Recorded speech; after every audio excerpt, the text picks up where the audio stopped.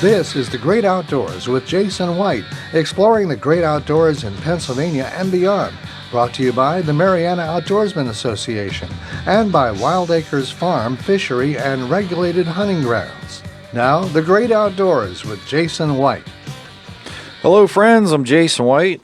Welcome to The Great Outdoors. Happy to have you today. Look forward to some fantastic conversations. I want to give a special thanks, start off by giving a special thanks to our sponsors, the Mariana Outdoorsman Association. You can join the MOA today. And actually, if you join starting September 1st, it's the early bird special. You get the rest of 2024 for free, which is an amazing offer because the MOA starts dove hunting, upland bird hunting, which are the upland bird fields are stocked regularly from September all the way till typically about March, depending on bird availability and also habitat coverage. So if anybody's interested in that, go to MarianaOutdoors.com. You get the rest of 2024 for free, and then you get all of 2025 under the 2025 membership. So cannot stress this enough. This is the early bird special. Fantastic opportunity. Highly, highly, highly recommend it. Also, Wild Acres Farm, Fishery, and Regulated Hunting Grounds. Looking to book an upland bird hunt, looking to book a free-ranging whitetail deer hunt, free-ranging turkey hunt. This is your opportunity. Or if you'd like to do a guided fishing trip. Lodging's available, full guide service, managed by 10 Mile Creek Outfitters. 10mileco.org, or give us a call at 724-579-0924. Some of the upcoming events for the Mariana Outdoorsman Association. The hunting fields are going to be opening back up Tuesday, September 3rd. We'll be doing a quail stalking. We're actually going to be doing a very large quail stalking that day. Again, that's Tuesday, September the 3rd. Saturday, September 7th, it's going to be the annual MOA dove hunt. All state and federal laws apply. If you have any information, please message us at Mariana Outdoorsman Association at Facebook or give us a call at 724-579-0924. That same day, Saturday, September 7th at 10 a.m., we're going to be having a tour and open house. That's from 10 o'clock until 12 o'clock that day, 10 a.m. till 12 p.m. Come check out all of our new amenities.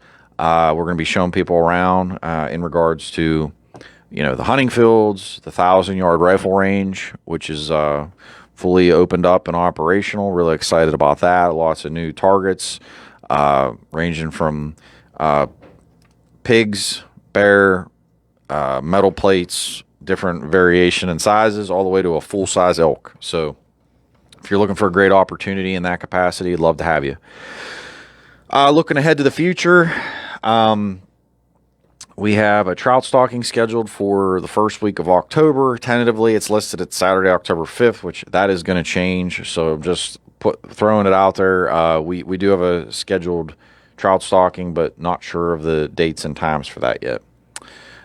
Saturday, October 19th at 4 p.m., we have a gun and cash bash, which is a collaborative effort with the U.S. Oil and Gas Alliance. It's an energy and sportsmanship bash. It'll be held at 19 North. Information for this is at Mariana Outdoorsman Association at Facebook and also MarianaOutdoors.com. And please check out our page because we've got some other upcoming events in the future. Tagged fish, tagged trout program will be firing up this fall. So got a lot of cool things on the radar. That being said, I kind of wanted to touch base on a few different items. One of the things I wanted to go over is the Pennsylvania Shooting Range Improvement Program. So if anybody hasn't seen this, if you're a hunting club out there, I definitely wanted to share this information with you because I think if you have a gun range of any size and capacity, I think it's critical that you know that stuff like this is out there that could help you, and I wanted to be able to share it with you.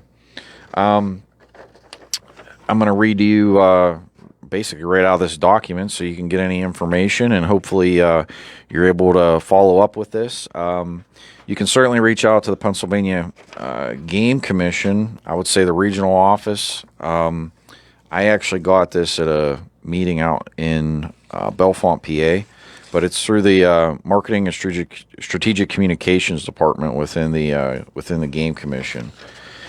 It says the Pennsylvania Game Commission is primarily funded through two main sources: the sales of hunting licenses and federal excise tax funds derived from the Pittman-Roberts Act of 1937. This act has been vital to the agency's ability to continue to operate and adhere to its mission. From its inception, a majority of the excise tax funds were produced by hunters. Over the course of the last 30 years, recreational shooters have started to provide a significant portion of the fund. This is the Pittman-Roberts Act is funded by a lot of gun and ammunition sales, for those that do not know that. So even if somebody isn't in the act of hunting, just recreational shooting has a lot of positive impacts for the Game Commission's funding sources. The Shooting Range Improvement Program grant is designed to provide financial support to Pennsylvania's aging shooting range infrastructure. I've been saying this for so long that hunting and fishing clubs are so critical towards not only the sustainability but also the growth of the great outdoors. It goes without saying how critical and a necessity to our communities and to the great outdoors that our hunting and fishing clubs are. I'll continue on. Our state is fortunate to be home to more than 800 private clubs and ranges. However, many of these ranges require upgrades to improve safety and accessibility. You're talking about infrastructure. If you're looking at it from a business perspective, these conversations will apply to infrastructure. The purpose of this grant is to bring life into our aging infrastructure, which I just said, actually, while creating opportunities to more access for new members. The PGC is proud of our state's hunting and shooting heritage and is here to work together to ensure the future is bright for the next generations. The agency is pledging $25 million over the next 5 years. These funds will be available to select organizations that complete the grant application. The application will be graded by a panel of judges and grading rubric. I have no idea who those people are, how they're picked. I am completely unsure. Applicants will receive funds based on final grade and recommendations from the panel. The required steps for submission: shooting range improvement grant program, grant application form and proposal, typed or computer generated. Grant cycle is based on a fiscal year, the state's fiscal year of July 1st to June 30th. You must provide documentation of nonprofit status, documentation of land ownership or lease agreements, documentation of liability insurance, detailed maps of project location, including location of specific project, region, township of the range, images of structures, lands, and areas of the project or pertinent to the project, an itemized budget sheet, copies of 3 bids for equipment, labor, and copies of approved engineering plans, schedule of events from previous and current calendar year. Please provide the applicant carefully. Please read the application carefully and complete all required fields. So basically, in essence, this grant application is going to be an available opportunity for the next 5 years. Its piloted year is 2024. They have different tiers for this program. I want to go through that because I think that's very important for everybody to know and understand. Tier number 1, max funding is $30,000. Oh, sorry, excuse me. It says a maximum project can be $30,000, but they will grant up to $50,000 with a useful life of 5 years. Deliverable action items of a Tier 1 project. Signage of the program funding, 1 youth field day per year or 2 hunter shooting education classes, 10 public days per calendar year, matches, tournaments, sight-in days, open house events. I think that's kind of interesting. Basically I think everybody does that. I know with the Marion Outdoorsman Association, I just said we're doing open houses. We do open houses all the time to highlight what we're doing, to kind of show people what we're doing, days that we have classes, so on and so forth. So I think, the whole concept here is to open your doors, even if somebody has to pay to utilize the facilities, not as a membership, but the fact that you're trying to bring people to use things is a big thing. Tier 2 projects will be a grant amount of 50,000 to 250,000, useful life of 10 years. Game commission signage, 1 youth field day per year, or 2 hunter shooter education classes. 20 public days per year, matches, tournaments, sight-in days, open house events. I think that, again, a lot of that for most clubs is predominantly achievable. I think probably the big one is the matches, tournaments, sight-in days, open house events of 20 public days. That's certainly a lot. Well, it's a lot for volunteer organizations. I guess I'll say that. Can it be done? Yes. But basically that means every other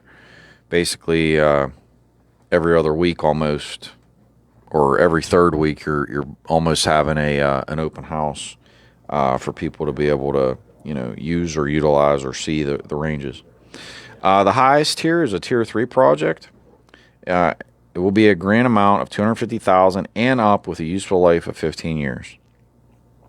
Again, game commission signage, 1 youth field day, minimum of 3 hunter-shooter education classes, 25 days per calendar year in regards to being open to the public. I want to start off by saying I think this is a huge step in the right direction for the Game Commission. And I also want to highlight, I'm sorry. I forgot to tell you how to reach out about, if you're a club and you're interested in this application, applications must be submitted to Luke Johnson, Shooting Sports Range Management Coordinator, 2001 Elmerton Avenue, Harrisburg, PA, 17110. His email is lukjohnson@pa.gov, and his phone number is 717-645-6820. Again, if you're interested in this program and you want to potentially apply, you're going to reach out to Luke Johnson. Email address, lukjohnson, JOHNSON@pa.gov, and his phone number is 717-645-6820. And again, this year, 2024, is the pilot year. The only thing I would say in regards to this is I think that some of these tiers are a little bit high, at least in my opinion. Maybe I'm wrong. I don't really... I mean, as far as like funding sources, unless somebody's installing like a full-blown brand new trap or skeet range 5 stand with like, cement bunkers and brand new machinery, you're basically a brand new startup. I could see, something well over $50,000, but, you get into like looking at projects that are saying like 250,000. I mean, that's like, I'm not saying that somebody can't spend that kind of money, but I think a lot of gun ranges, at least in my opinion, and I don't want to speak on anybody's behalf, but I just speak for myself of what I've seen and experienced. I mean, heck, anything from $5,000 to $50,000 is a huge positive benefit to hunting clubs when it comes to, for example, backstops. Backstops, sometimes you need extra dirt, so maybe you have to have that trucked in, or maybe you have to get a contractor to come in and dig some soil up on the property and move it with some equipment. So, something like that, you could easily be in the $10,000 range between equipment usage and operator hours, fuel, etc. So, I mean, building up your berms, buying new, especially if you get into like the metal targets, excuse me, those can be in the ballpark of $1,000 even to $2,500. So depending on if you're a long range club, you go and buy 4 targets, you could be looking at anywhere from $4,000 to $10,000, depending on what you're trying to do, what you're trying to achieve. So I mean, there's a lot of opportunities there. I just I think some of this is a little the cart before the horse. I don't necessarily know why we're even talking about stuff that's $250,000. It seems like extremely. I mean, for doing something that's a pilot program, again, 5 to 50,000 to me seems like, considering this didn't even exist. I mean, I'm just speaking from common sense here. It seems to me like most, if not all, clubs would be extremely appreciative of a window like that. But I mean, yeah, I guess if somebody's already planning on developing a $250,000 gun range, I wish everybody nothing but the best. But that's a costly investment, considering you then have maintenance, you then have general operating expenses, liability insurance, so forth. So if you invest into a $250,000 project, then you add on to it, that's the initial capital expense. Then you add on to it your operating expenses, your normal day-to-day operating expenses. I mean, how many memberships do you have to sell, or how are you sustaining yourself with memberships or with fundraising to justify that? Hey, not saying you can't. These are just things that you should be thinking about. So, I highly recommend when you're doing projects, speaking from experience, walk before you run. If you have, even say you have a place that has a couple pistol ranges and you just need some bunkers built up or cleaned or new targets, walk before you run. Handle what you can bite, and then build upon that. Get some growth. When you're looking at projects like this, I've been developing a 1,000-yard rifle range now for going on 4 years. The very first year we started, we built the main shooting building, I guess we'll call it, and then developed 4 bunkers out, 5 bunkers with a bulldozer. Was lucky actually to have that donated for usage that year, but got us out to roughly just a smidge under 600 yards. And then I had the capability the following year, we built some additional benches, got everything set up, and then I've been adding targets over the last few years. And then finally this year, we got our 900-yard and 1,000-yard bunker installed, additional bench added, and added some metal targets this year. So, we all realize that clubs are geared by membership, geared by volunteerism, donations, etc. So again, when you tackle these projects, be realistic what your end goals are. Rome wasn't built in a day. That saying and whatnot, it can go a long way in life in many aspects, not just in this. So if you can take a project and look at it for even 5 years, it's a realistic goal. Nip away at what you can. I started in 2020 to develop a 1,000-yard rifle range. It's 2024. I've effectively achieved that goal. Do I want to keep adding and incorporating additional things that could be beneficial? Absolutely. And as I move forward, those are things that I'm going to be doing with adding additional, I'll just say beefing up our bunkers, adding additional metal targets. I actually want to add some additional spots for shooting, bench spaces with actual areas to shoot from. So got a lot of interesting opportunities and ideas that I plan on pursuing. But again, Rome was not built in a day. You can't do all this stuff at one time. But hey, if you have the capital and you're willing to invest it and willing to also take the additional, insurance liabilities, additional expenses, so on and so forth, day to day, yeah, You absolutely can do what you need to do there to make it work. But again, Pennsylvania Shooting Range Improvement Program provided by the Pennsylvania Game Commission. If you are interested, again, I want to say it again, you're going to reach out to Luke Johnson. He's the Shooting Sports Range Management Coordinator.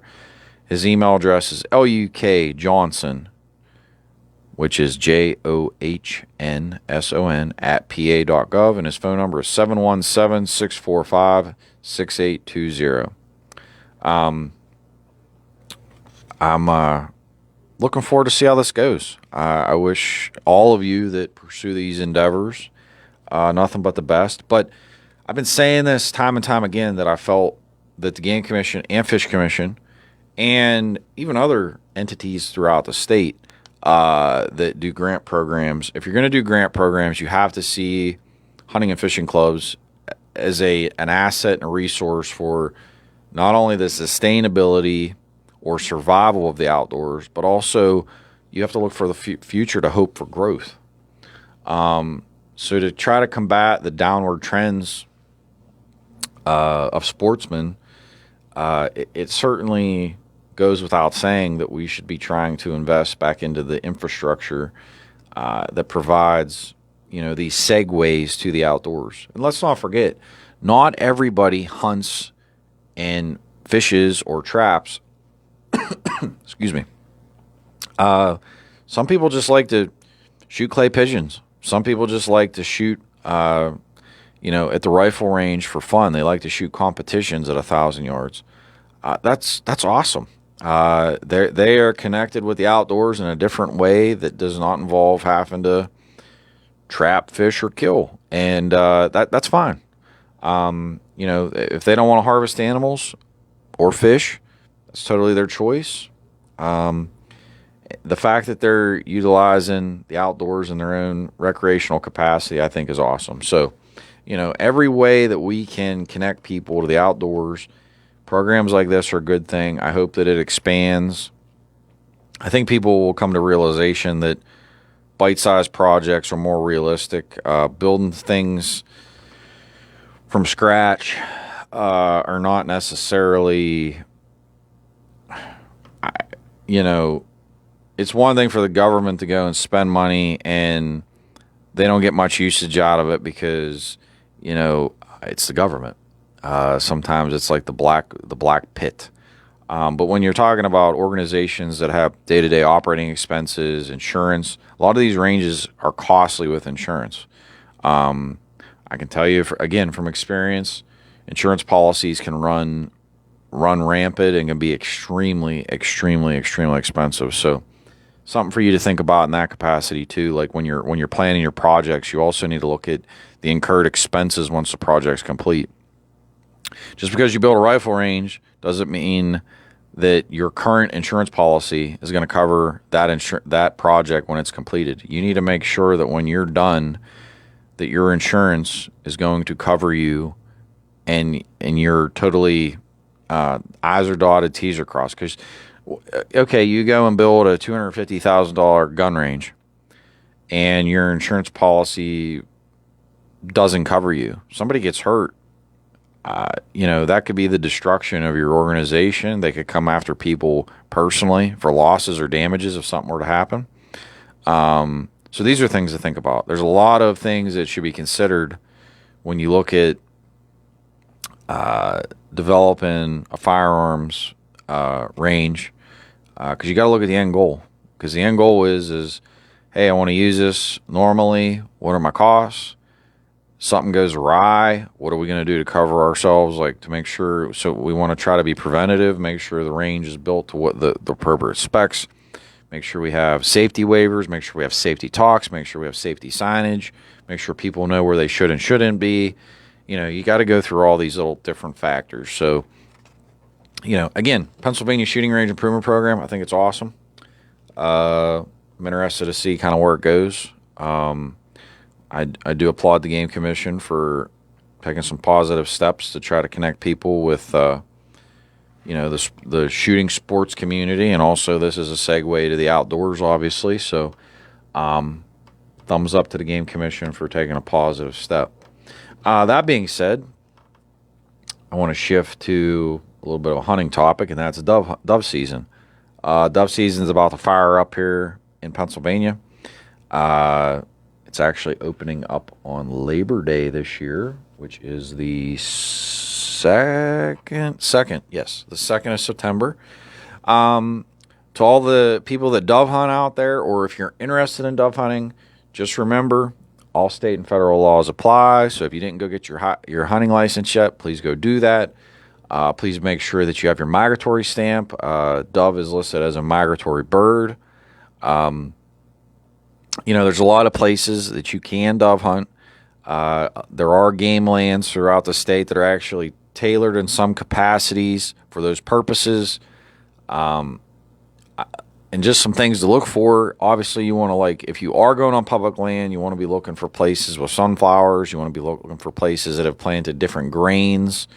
You're going to be looking for places with gravel roads. Why do I say gravel roads? Well, a lot of doves, they'll look for little puddles along gravel roads to get a drink of water. They like to get the grit from the stone from those types of roads. So those are always good spots to kind of look. Places that have power lines, places with utility poles. A lot of doves I've noticed love to sit on power lines or even utility lines in general. So if you're at a place that has sunflowers, gravel roads, little spots where they can get a little drink of water, utility lines, all those are good things to look for when it comes to dove hunting. Doves will be in trees, usually along fields during the day, and at night they roost in trees, have their little nests and whatnot. But they'll go out into the fields to eat, to get access to grain, to get access to water. Typically in the mornings and typically in the evenings. Those are the best times, in my opinion, to dove hunt in Pennsylvania. It's when they're most active. I would say probably the first 2 hours of daylight and the last 2 hours of, when the sun's going down, within the legal shooting times. That being said, know what gear you have, know what gear you should have. Certainly highly recommend a comfy seat wherever you're hunting. I know we'll even take up pop-up chairs and different things. Whenever we do the dove hunts, people like to do that. You're usually going to shoot a pretty decent amount of ammo if you're in a spot where there's a lot of doves. That being said, that's always an important piece of the puzzle. So make sure not only that you have ammo, make sure you have the right ammo, make sure you're shooting the right firearm. Dove are pretty fast flyers. They'll cut through the air at pretty good speeds. So highly recommend practicing. That goes without saying. You should always practice before you ever go to try to harvest an animal. But that being said, they're very fast. They're very small. So it's a very difficult shot. If you're going to go to a store, personally, when shooting doves, I think a 12 gauge is really good because typically you're not super close, so you need a little more powder to reach the distances that are necessary. So these are things that I think that are extremely important. You need to have the right ammunition. Typically, there's dove loads that you'll see when you go to a sporting goods store and you're getting your ammunition. But make sure you're shooting the right thing. You don't want to be shooting like a turkey load going to shoot doves. Dove is you're going to want a much smaller BB pellet. Typically a number 6 or number 7 even is great for dove, because you got to think about it. When you're shooting turkeys, you have basically a full size. In many capacities, you're using a much larger size BB. Same thing with goose. It's to be able to really cause more of an impact to a bigger bird. And then you get into the ducks. You're talking usually like number 3s or number 4s. You get into like quail and even your doves, you're talking number sixes, number sevens. Number sixes and number sevens are going to have a lot more BBs in one cartridge, as opposed to when there's bigger BBs. There's fewer BBs in the actual cartridge. So just think of it in that capacity. It's basically when you're shooting a lower numbered shot, so closer to 1, there's less BBs in the actual cartridge. When you're shooting something closer to 7, there's more BBs. More BBs, a little less force, a little less oomph because there's not as much weight there, but it's giving you more BBs, especially when you're talking about things like quail and doves. I mentioned quail because we're going to be stalking quail at the MOA, and quail season's right around the corner also in the state of Pennsylvania. So like these are different things to know and consider, especially when you're going into the hunting season this fall. Know your shot size. Know what shot sizes you're trying to target for different species. Because again, what you use at the trap range to sight in your gun for fun, we'll just say, like if you're just out shooting clay pigeons, that ammunition is not going to be what you're going to use to go pheasant hunting. Whatever you are practicing with when it comes to going to the range, so whatever you're practicing with, you should practice with that ammunition. So like if you're going to shoot, for example, ducks, if you're going to go on a duck hunt, I would suggest if you're going to go shoot some clay pigeons, run some loads that you're going to actually shoot. So if it's number 3s, number 4s, make sure that you practice with that load. You don't want to go and buy low brass, let's just say low brass clay pigeon shot number 7s, and you're practicing with that, and then you turn around and put high brass number 3s, and you're going to go hunting. It's completely different. It's a completely different size. The powder levels are different. It's going to shoot different. So again, you should just know and understand that the different loads, the different sizes, and also the types of ammo in general, along with the brass, are going to determine, basically the pattern. In addition to the pattern, it's important that you know the choke on your firearm.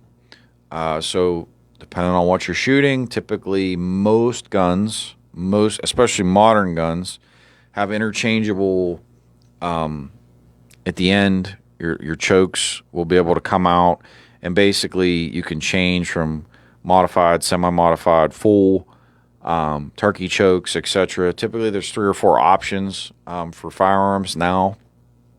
And basically all that is just the pattern. Depending on how far you're shooting, what are you shooting at? Because realistically, if you're shooting closer, let's just say hypothetically, like let's use quail as an example, and I'm upland bird hunting and I'm shooting quail. I'm going to want a wider pattern because, number one, if I shoot a very, very tight pattern and I hit it, you're probably going to destroy the meat if you hit it. That's not what you want. You do not want to shoot a tight pattern when you're in a field upland bird hunting. You're going to want a situation where you have more of a more spread out pattern, an open pattern. It's going to allow you to not necessarily cause as much damage to the meat and to the hide. And these are just little things that you should consider. Dove hunting, quail hunting, I would suggest a little more open pattern. Also, it helps with, obviously, you don't need to hit a dove with 100 BBs for you to be able to harvest that animal. You're only talking a few to get them to be knocked down. So, when you're looking at that, you want more of a wider pattern because it's also harder when they're flying as fast as they are. You want more of a wider pattern. Again, it's going to help you to hit them. And it's also helping with the lack of damage to the birds, so you actually can harvest it. That being said, anybody that's going out dove hunting, dove's actually a great meal. I cannot stress this enough. There's a lot of opportunities online. Google them. There's different opportunities for grilling them, smoking them.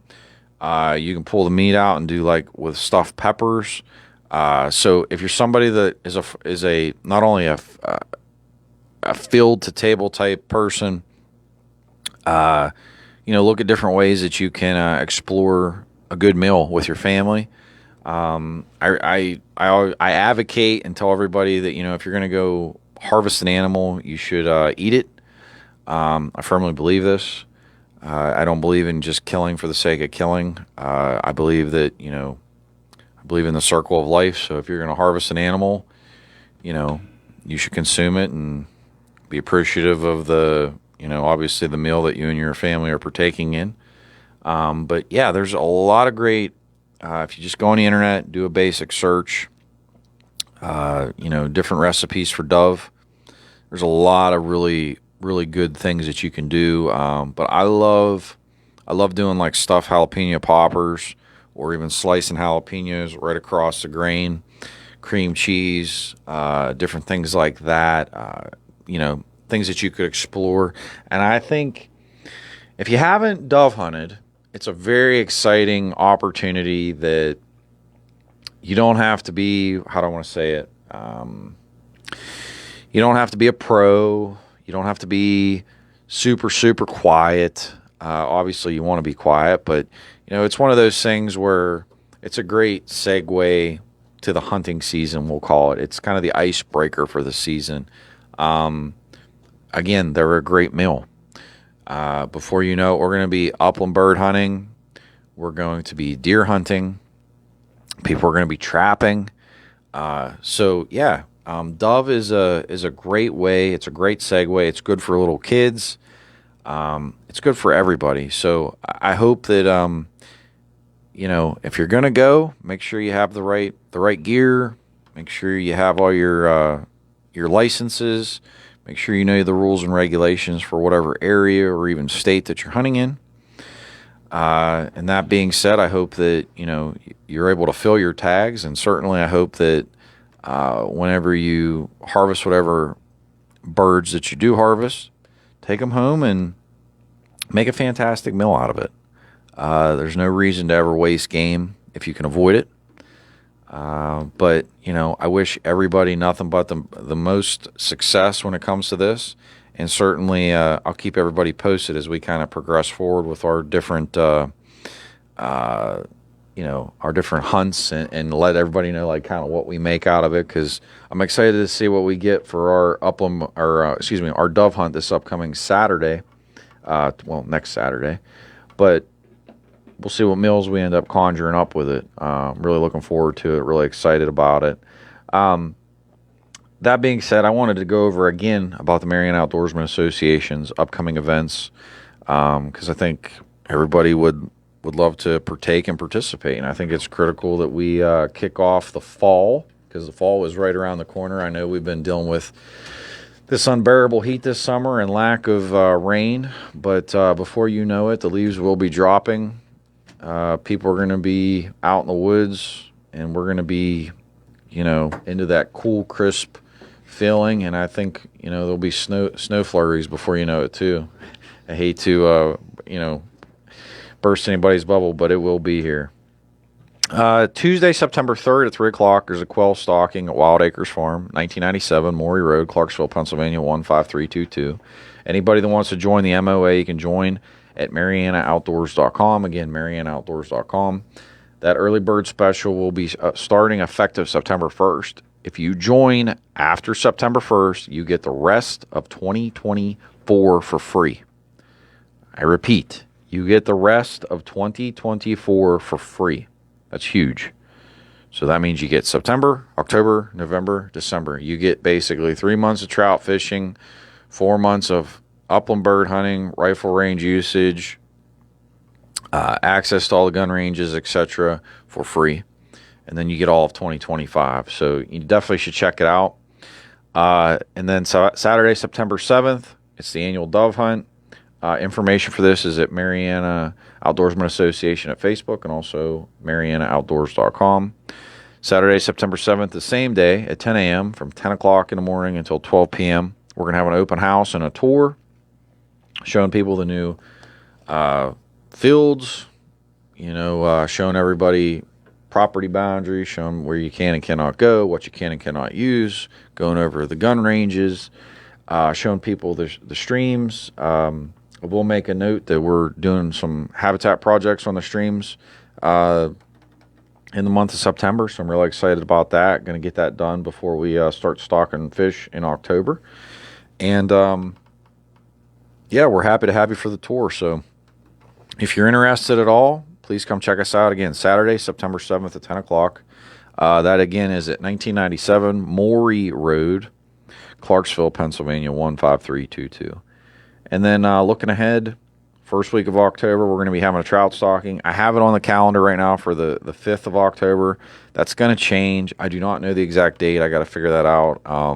So just watch Facebook, MarianaOutdoors.com, and I'll be announcing it throughout the month of September with the actual date. Saturday, October 19th at 4 o'clock, it's our inaugural Sportsman and Energy Gun Bash. It'll be held at 19 North event venue in Washington, Pennsylvania. This benefits the U.S. Oil and Gas Alliance and the Mariana Outdoorsman Association. If you're interested in ticketing, the event, again, is at MarianaOutdoors.com and also Mariana Outdoorsman Association at Facebook. You can message us, give us a call at 724-579-0924. And we have a couple trout tournaments that are on the far horizon. Sunday, December 15th at 6 o'clock. In the morning, we will be firing up a one-day fly fishing trout tournament within our membership of the MOA. And then in the spring of 2025, it'll be the second annual PA Trout Classic. It's actually going to be from Friday, May the 2nd through Sunday, May the 4th. Really look forward to seeing everybody. Hey, everyone, it's been a blessing. I hope this was enlightening. This has been The Great Outdoors. I'll see you next week. Enjoy your weekend. And, hey, let's go Penn State. And you're listening to